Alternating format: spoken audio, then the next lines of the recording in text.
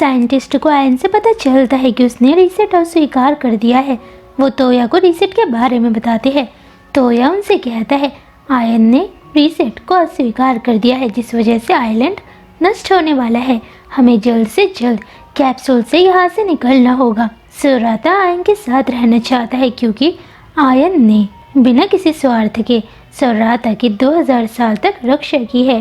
कोहारू ने भविष्य में ककेरू को ना पाकर रीसेट अस्वीकार कर दिया है, जिस वजह से कोहारू की शक्तियाँ नियंत्रण से बाहर हो गई है। वो सब कोहारू और ककेरू को देख रहे होते हैं। ओतोमारू टेलीपैथी से सभी को कहता है ये जगह नष्ट होने वाली है। ककेरू और कोहारू एक दूसरे के बिना नहीं रह सकते हैं। वो दोनों एक दूसरे को गले लगाते हैं। धीरे धीरे वो जगह नष्ट हो रही होती है। जहाज गिर रहा है। वो आसमान से धरती पर गिर रहे होते हैं। हवा का दबाव उन्हें एक दूसरे से दूर खींच रहा होता है। ककेरू कोहारू को उनके पास भेजता है। तभी विस्फोट होता है। ककेरू गायब हो चुका है। फिर हम अतीत में आयन को देखते हैं। यह सोराता का पिछला जन्म, यानी वो साइंटिस्ट जिसने आयन को बनाया था। वो दोनों साथ में खुश थे। इंसान कभी भी उतने समय तक नहीं जी सकते हैं जितने समय तक रोबोट जी सकते हैं। उसकी मृत्यु हो जाती है। लेकिन आयन ने अपने बनाने वाले का इंतजार किया। उनसे मिलने के लिए आयन ने रीसेट को स्वीकार किया। आयन खुश थी क्योंकि वो सोराता से फिर से मिलना चाहती थी। वो सोराता के लिए गाना गाती है ताकि सोराता उसको याद रखे। वो सोराता को अपने से दूर भेजती है। फिर वो कहती है हमें अपने भविष्य के साथ जीना होगा, जिसके बाद इस समय बदलता है। हर कोई अपनी जिंदगी में खुश है। वास्तव में रीसेट नहीं हुआ था। कोहारू एक ऐसा भविष्य देख रही थी जिसमें हर कोई खुश था। नॉरम शिप के सदस्य एक दूसरे को नहीं जानते थे। कोहारू भी उसे नहीं जानता था, इसलिए उसने रीसेट को अस्वीकार किया। और ऐसे ही समय बीतता है। 1.5 साल बीत चुका है। समुद्र के किनारे कोहारू, ननामी और अकीता साथ में रहते हैं। उनके सामने कुछ ही दूरी पर नॉरम शिप के अवशेष बचे हुए हैं। तोया ने उनके लिए ये घर रहने के लिए चुना है। कोहारू ककेरू के यादों के सारे जिंदा है। रीसेट अस्वीकार करने के बाद किसी ने भी ककेरू को नहीं देखा है। कगामी जापान में रहता है। इस समय जापान में बर्फबारी हो रही है। कोई कगामी के घर आता है। वो कहता है मैंने सुना है तुम सपने दिखा सकते हो। कगामी कहता है मुझे माफ़ कर दीजिए, मैं नहीं जानता कि आपको ये किसने कहा। मैं सपनों को बेचता नहीं हूँ।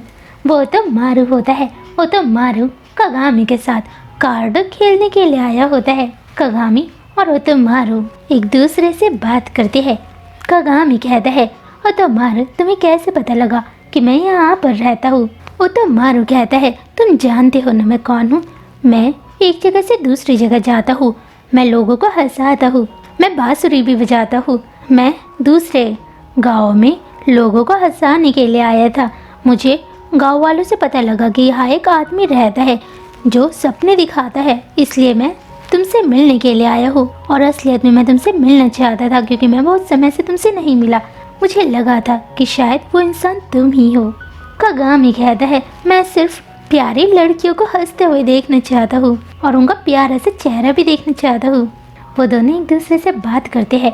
उन्हें तोया का एक पत्र प्राप्त हुआ है। उसने पत्र में लिखा है कि मैंने और साइंटिस्ट ने पूरी दुनिया को रीसेट के बारे में बताया है और उनसे ये वादा भी लिया है कि रीसेट इस दुनिया में कभी भी ना हो।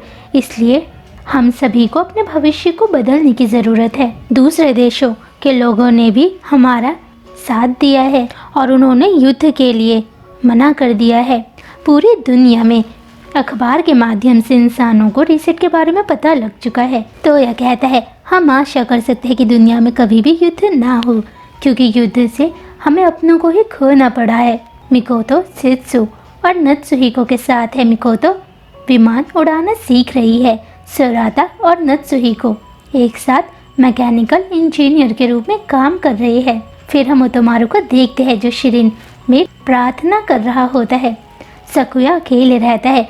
ओतोमारू बांसुरी बजाता है, जिसके बाद वो कगामी से मिलता है। उन्हें कोहारू और ककेरू के लिए फिक्र है। समय बीतता है। कोहारू अब भी ककेरू का इंतजार कर रही है। ननामी अकीतो को एक पत्र देती है। ये पत्र सेनरी ने अकीतो के लिए लिखा होता है। फिर हमें अतीत में दिखाया जाता है ननामी ने सेनरी की यादें नहीं मिटाई थी। सेनरी ने उन्हें एक पत्र दिया है। सेनरी ने उस पत्र के साथ एक फोटो भेजी है। वो फोटो कोहारू के लिए है। कोहारू उस फोटो में ककेरू को देखती है। उसने अब ठान लिया है कि वो ककेरू से मिलकर ही रहेगी। कोहारू अकेले ही नॉर्म शिप में जाने का निर्णय लेती है। वो जानती है ये बहुत खतरनाक है, लेकिन उसे ककेरू से मिलने के लिए ये खतरनाक रास्ता चुनना ही होगा। कोहारू बहुत समय के बाद नॉर्म शिप में पहुंचती है। ये नॉर्म शिप नष्ट हो चुकी है। बाहर चूजे जिंदा है। तभी सुबह होती है। वो चेरी ब्लॉसम के पेड़ को देखकर कहती है, ककेरू की शक्तियों ने तुम्हें अब तक जिंदा रखा है। उसके दिल में एक उम्मीद जाग जाती है, क्योंकि ककेरू ने कुछ समय पहले इस चेरी ब्लॉसम में फूल उगाए थे। वो हर दिन पौधों में पानी डालती है। ऐसे ही समय बीतता है। कुछ दिन के बाद एक रहस्यमय विमान नॉर्म शिप के ऊपर मंडरा रहा होता है। आड़ू का पेड़ स्वस्थ हो चुका है। ककेरू ने बहुत समय पहले अपनी शक्तियों से इस पेड़ में जीवन डाला था। ककेरू से मिलने के लिए कोहारू ने ये जगह चुनी, क्योंकि उसे विश्वास था कि एक न एक दिन ककेरू कोहारू को ढूंढने के लिए इस जगह पर ज़रूर आएगा। तभी रहस्यमय शिप से एक लड़का बाहर निकलता है। वो ककेरू होता है। ककेरू पेड़ के सामने खड़ा होता है। कोहारू बहुत समय के बाद ककेरू को अपने सामने देखती है। वो मुस्कुराते हुए कोहारू का नाम पुकारता है। कोहारू खुश हो जाती है। ये रहस्यमय विमान रॉन चला रहा होता है। ककेरू कहता है, जब रीसेट अस्वीकार हो गया था, विमान में विस्फोट हो गया था, तब मैं समुद्र के किनारे पड़ा था। रॉन ने मेरी जान बचाई, लेकिन मैं कोमा में चले गया। नत्सुही को जिस स्थान पर ठहरा हुआ था, मैं उस जगह उठा। कोहारू खुश हो जाती है, क्योंकि ककेरू सुरक्षित है। वो कहता है, जब मैं कोमा में था तब मुझे एक सपना दिखाई दिया था। ये सपना मुझे आयन ने दिखाया। आयन ने मुझे मेरे पिता और मेरी माँ के बारे में दिखाया। मेरे पिता मेरी माँ से बहुत प्यार करते थे। वो चेरी ब्लॉसम के पेड़ के नीचे खड़े थे। मेरी माँ को वो पेड़ बहुत पसंद था। मुझे अपने पिता पर तरस आ रहा है और मैं समझ चुका हूँ कि मेरे पिता क्या चाहते थे। वो उस इंसान को देखना चाहते थे जिनसे वो प्यार करते हैं। वो उनसे मिलना चाहते थे, इसलिए उन्होंने रीसेट को अपनाया।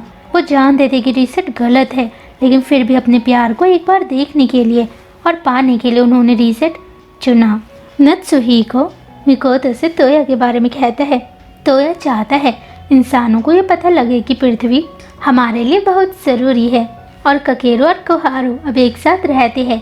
साइंस और टेक्नोलॉजी इंसानों के लिए ज़रूरी है। शायद वो भविष्य में प्यारी और खूबसूरत पृथ्वी को देखना चाहेंगे। सेंडी भी वहाँ आता है। हर कोई अपनी ज़िंदगी में खुश है। एक ऐसी दुनिया जहाँ दुख, लड़ाई झगड़े ना के बराबर है। इसी के साथ ये प्यारा सा एनिमे ख़त्म होता है। मैं आशा करती हूँ आपको ये एनिमे ज़रूर पसंद आया होगा।